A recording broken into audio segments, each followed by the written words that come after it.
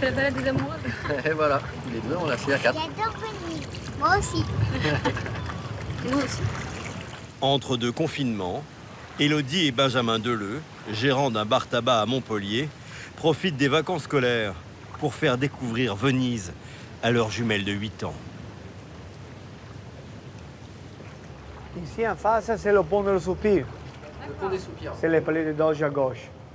Combien vous avez de ponts à Venise? Nous avons 420 ponts, 167 petits canaux et 73 églises. Il y a beaucoup. Et en plus, surtout, les maisons, elles sont belles. Bonjour. C'est la première gondole qu'on rencontre. Cette année, la lagune et les canaux de la cité lacustre sont pratiquement déserts, loin de ce que Benjamin avait connu lors de son premier voyage. Il y a 12 ans, il y avait quand même énormément de touristes. C'était vraiment, on était les uns sur les autres. C'était affolant. Aujourd'hui, ce qui me choque, c'est l'absence de monde. Comme il y a le Covid, Venise est très belle, très calme, avec peu de touristes. Pour vous, c'est une chance. Mais pour Lélé, comme pour les 450 gondoliers que compte Venise, c'est une malédiction. Les klaxons. C'est le klaxon. Oh, je suis là. Sans touristes, il a perdu 70% de ses revenus et n'a plus que 500 € pour vivre par mois. Je vois toujours le côté positif, mais ce n'est pas facile du tout. D'ailleurs, j'ai dû vendre des objets qui m'appartenaient. Je me suis même fait prêter de l'argent par des amis. On voit que c'est vraiment dur, que la crise, elle est bel et bien là. On s'est dit qu'il fallait quand même continuer à vivre déjà pour nous-mêmes et pour les pays, parce qu'il faut soutenir le monde, il ne faut pas arrêter de... C'est une crise économique et nous, on veut quand même participer en consommant.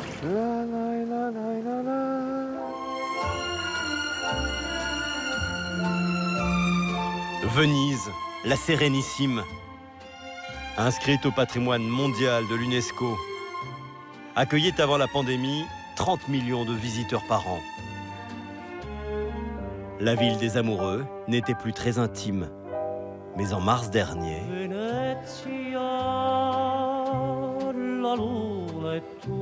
avec le premier confinement, seulement des pigeons sur la place Saint-Marc.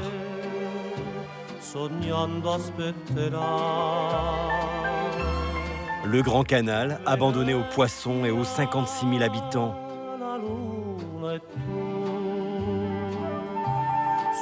Aucun selfie sur le Rialto. Depuis, piano piano, la vie suit le rythme des déconfinements, reconfinements. Entre deux restrictions sanitaires, on peut visiter Venise sans être noyé dans la foule et faire de bonnes affaires. Car pour survivre, commerçants et hôteliers bradent leur prix.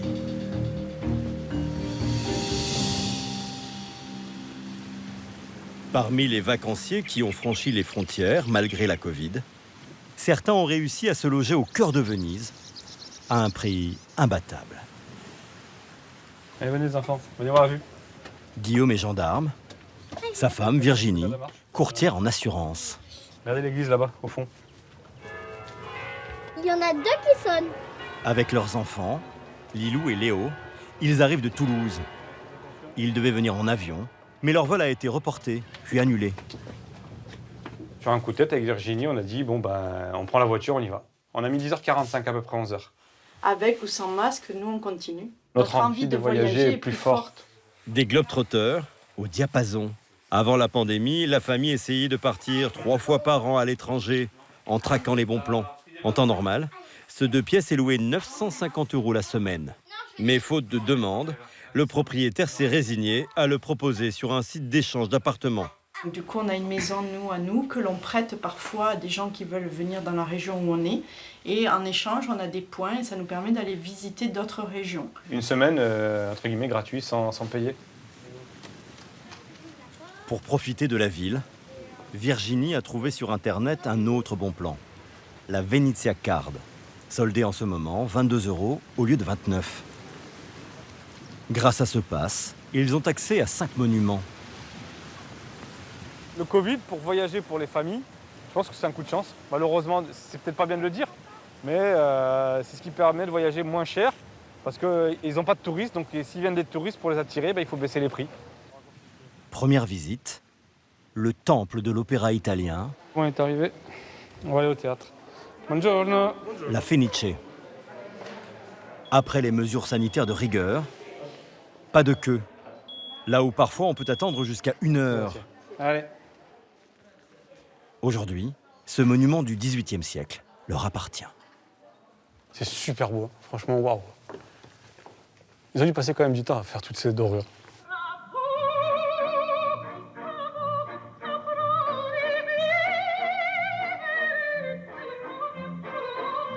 C'est ici que Verdi a créé la Traviata. C'est ici aussi que Maria Callas, la célèbre cantatrice, a débuté sa carrière et a triomphé à l'âge de 26 ans. Clou de la visite, la loge royale, inaugurée par Napoléon en 1807.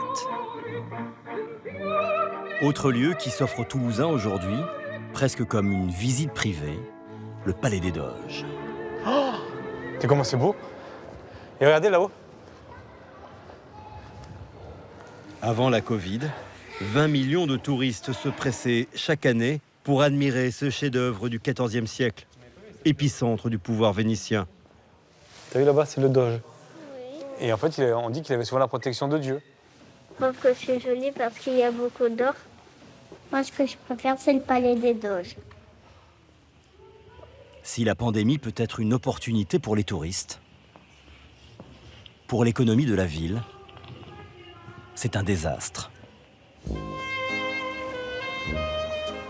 Ce matin, la place Saint-Marc est légèrement inondée. C'est l'aqua alta, un phénomène fréquent à l'automne et au début du printemps, quand la lagune déborde de son lit. Il n'empêche pas les 4 cafés de la place d'ouvrir, même s'ils restent désespérément déserts.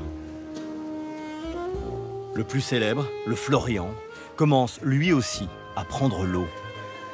Le plus vieux café du monde, 300 ans en décembre. Un charme de bonbonnière, avec ses 6 salons en enfilade. L'asiatique, l'oriental, ou celui des grands hommes, le lieu des palabres et des conciliabules depuis l'origine. Son directeur, Stefano Stipivic, y travaille depuis 35 ans. Il en est la mémoire vivante. Au XIXe siècle, les femmes avaient des robes très larges. Alors, pour les faire accommoder, voilà. Oh.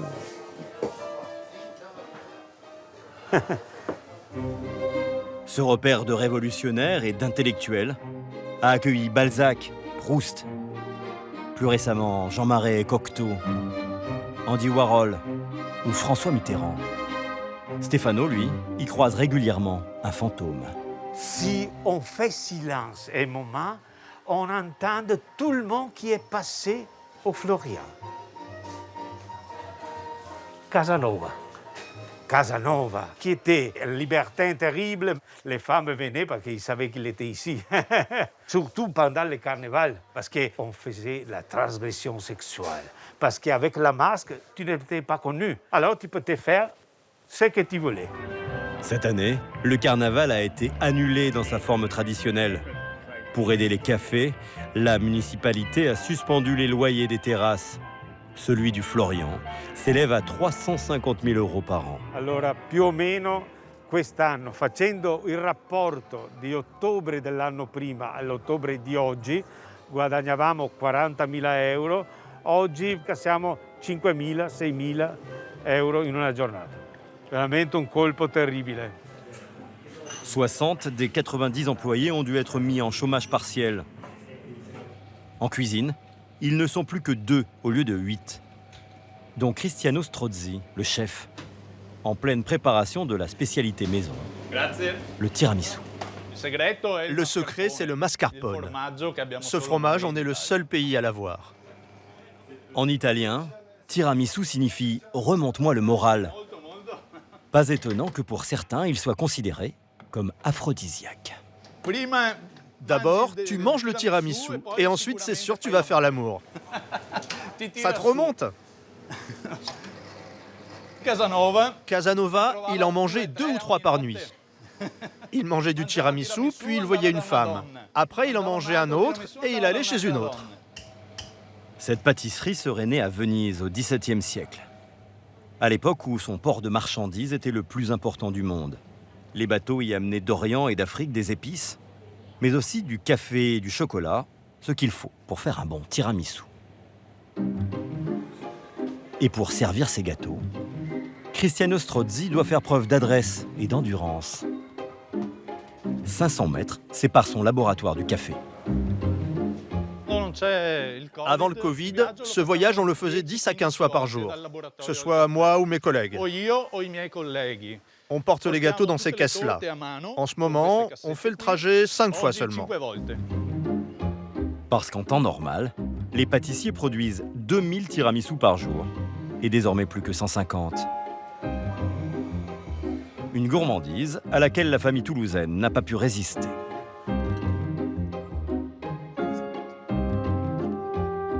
Alors ? J'ai rarement mangé un tiramisu aussi bon. C'est vraiment... Je te repique un peu, pourtant je suis pas gâteau. En tout cas, il est trop bon le tiramisu. C'est un lieu mythique qu'il faut pas louper sur Venise. Après, c'est cher. Le tiramisu est à 16 €. Addition pour 4, 64 €, plus un supplément obligatoire de 5 € par adulte pour la musique live. La vie en rose, là, elle passe un peu moins bien, non? Non, il travaille, donc je veux dire, tout travail mérite salaire. Ça me choque pas de payer des musiciens, ça me choque pas. Malgré la crise, le Florian a décidé de maintenir ses tarifs. Mais d'autres cafés de la place Saint-Marc ont cassé leur prix. Alto d'Aro n'a pas le même standing que son prestigieux voisin. Mais la terrasse de ce petit café jouit d'un emplacement idéal face au monument de la ville et au Grand Canal. C'est le café des Vénitiens, retraités, employés, gondoliers. Ça va la vie, tout va bien? Ça va. Tous ont le droit à une petite remise, 50 centimes sur le café par exemple. Mais ce ne sont pas ces habitués qui permettent à Claudio Vernier, le propriétaire du lieu, de réaliser ses 2 millions de chiffre d'affaires annuels. Il a besoin des touristes. Avisez, viens ici. Pour les attirer, il a baissé tous ses prix de 30%. Un café cette année, c'est 4 €. L'année dernière, c'était 5,50 €. La coupe de glace spéciale, 13,50 € au lieu de 18,50 €. Et le spritz, 9 au lieu de 11. Claudio espère que ces nouveaux prix l'aideront à traverser cette crise, parce qu'autour de lui, sous les arcades de la place, c'est l'hécatombe. On avait ici Bella Villa Qua, une très vieille bijouterie de la ville. La boutique est fermée depuis le mois de mars. Elle n'a jamais rouvert depuis le confinement. Ici, un bar fermé pour la saison parce qu'il n'y a plus de clients. Le magasin de verre fermé par manque de touristes. Et ça, c'est à louer si ça vous intéresse. C'est fermé depuis l'an dernier.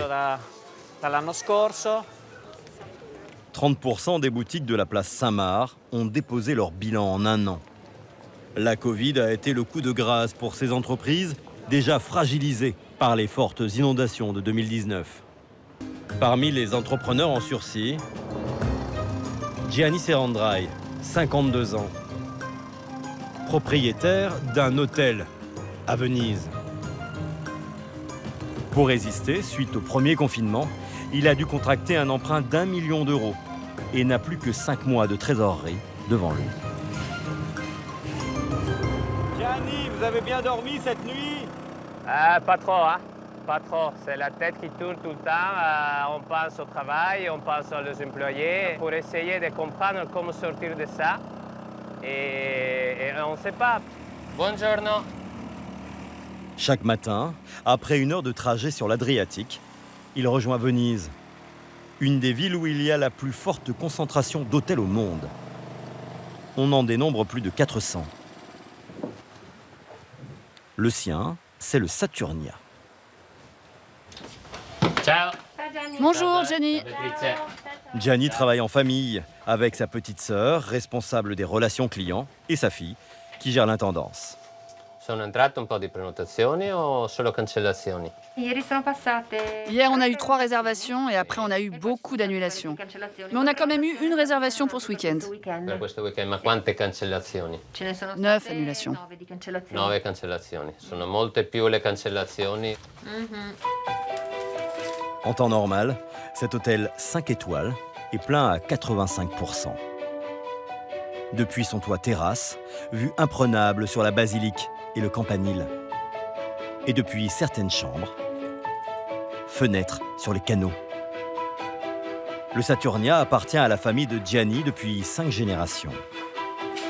L'aventure commence avec son arrière-grand-mère, une juive qui a fui la Hongrie au début du XXe siècle pour s'installer à Venise.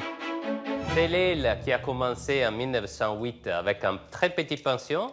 Et après, ils ont acheté à côté, et on est devenu un hôtel, un petit grand hôtel à San Marco. Ça a quel prix un hôtel comme celui-ci aujourd'hui? Entre 30 et 40 millions d'euros, à peu près. Elisa, buongiorno. Bonjour. Sara, buongiorno. Tutto bene oggi? Oui, tout va bien. Tutto bene. Allora... Au service marketing, Sarah et Elisa phosphorent pour faire revenir les touristes. Stanno funzionando queste piccole operazioni di marketing. Ça marche bien. Très bien, surtout en Italie et sur le marché allemand. Promo du moment, 3 nuits pour 250 € avec petit déjeuner, contre 1 200 € habituellement. Pour toucher le maximum de clients, l'équipe inonde les réseaux sociaux. 4 millions de messages publicitaires envoyés et ciblés en fonction des nationalités. Pour les Allemands, on a mis l'accent sur l'emplacement de l'hôtel, le restaurant qui est sur place, le confort des chambres et de l'hôtel en général, et la gestion qui est familiale. C'est très apprécié par les Allemands. Alors que pour les Italiens, qui sont plus sentimentaux, on a misé sur l'aspect romantique, avec des images d'amoureux et des belles photos de la ville. En attendant les retombées de cette promotion, l'entreprise reste en danger. Allez, on va manger.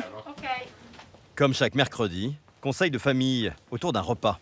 Il y a Gianni, Zoé, Tosana, la mama, Mariana, la grande sœur, Béatrice et le frère adoptif, Kim, le comptable de l'affaire. Au menu, lasagne, sardines panées, mais aussi quelques désaccords. Ils doivent décider s'ils ferment l'hôtel dès la semaine prochaine pour une période indéterminée. Bon appétit. Merci, bon appétit. En restant ouvert, l'hôtel perd 25 000 € par mois, car il y a trop peu de clients pour compenser les charges de fonctionnement et les salaires. Moi, j'ai préféré rester ouvert. Oui, absolument, parce que c'est le cœur, l'orgueil d'être là depuis 112 ans. C'est clair que si ce n'est qu'une question de cœur, il faut rester ouvert. Mais le cœur, c'est pas ce qui va te nourrir. Si j'écoutais mon cœur, je dirais qu'il faut rester ouvert. Mais est-ce que c'est vraiment notre intérêt? Combien est-ce que ça va nous coûter au total? On perd 25 000 € par mois. Si ça dure 2 mois, ça va. Mais si c'est 5 ou 6 mois, ça va commencer à devenir difficile. Tosana, la maman, n'a jamais travaillé dans l'hôtel. Mais cette géologue spécialiste de la lagune était la première supportrice de son mari, qui a dirigé l'hôtel jusqu'à son décès en 2018. Maman, voti, sei un socio? Ouvert, bien sûr. Certo. C'est normal que je sois pour rester ouvert, parce que moi, je ne me suis pas mariée avec un homme. J'ai épousé un hôtel. Notre mariage a été merveilleux, parce que mon mari était occupé ici 12 heures par jour. Et quand on se retrouvait, c'était vraiment une joie. Aperto. Je lève la main bien haut.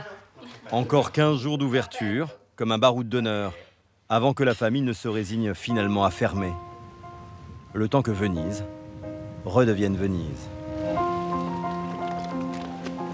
Pour survivre dans ce marasme, certains sont prêts à faire quelques entorses à la loi. Officiellement, les gondoliers ne décident pas eux-mêmes des prix des balades. C'est la mairie qui les fixe.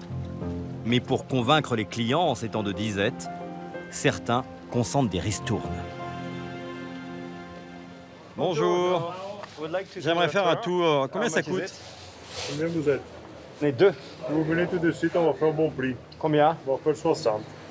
30 minutes. 30 minutes et ça coûte combien d'habitude? Ça coûte 80, c'est tout. 60, c'est le plus bon prix qu'on vend. On peut pas avoir moins? 50, c'est 20 minutes si vous voulez, sans explication et sans photo. 30 € de gagné en moins de 2 minutes. Venise, une ville aux abois. Mais de ce chaos pourrait naître un tourisme plus humain, plus écolo, loin du tourisme de masse et des immenses paquebots qui saccageaient la lagune. C'est le credo d'une organisatrice de séjour haut de gamme. Alison Zurflüh, 50 ans. Polyglotte, née à Hollywood. J'aime faire du sur-mesure, car je peux m'adapter à la demande du client ou de l'invité. Faire en sorte que leurs rêves deviennent réalité. Sylvia, sa cliente du jour, est suisse, cadre supérieur dans l'événementiel. Son souhait, découvrir un autre visage de Venise, plus authentique, celui des pêcheurs de crabes. Ils ne sont plus que 20. Domenico Rossi ne changerait de vie pour rien au monde. Je pense que je n'ai pas besoin de vous donner des explications. Il suffit de regarder autour de vous. Domenico pêche une spécialité vénitienne qui vaut de l'or. Les crabes mous, les molequets, vendus 90 € le kilo, contre 5 pour des crabes ordinaires. Regarde-le celui-là. Il a l'air vraiment en colère. C'est un produit qu'on ne trouve qu'ici, dans la lagune de Venise. Ces crabes ont une saveur très particulière. Quand vous les mangez, vous ressentez le goût et le parfum de la mer. Non, non, je ne chanterai pas. Je ne suis pas gondolier.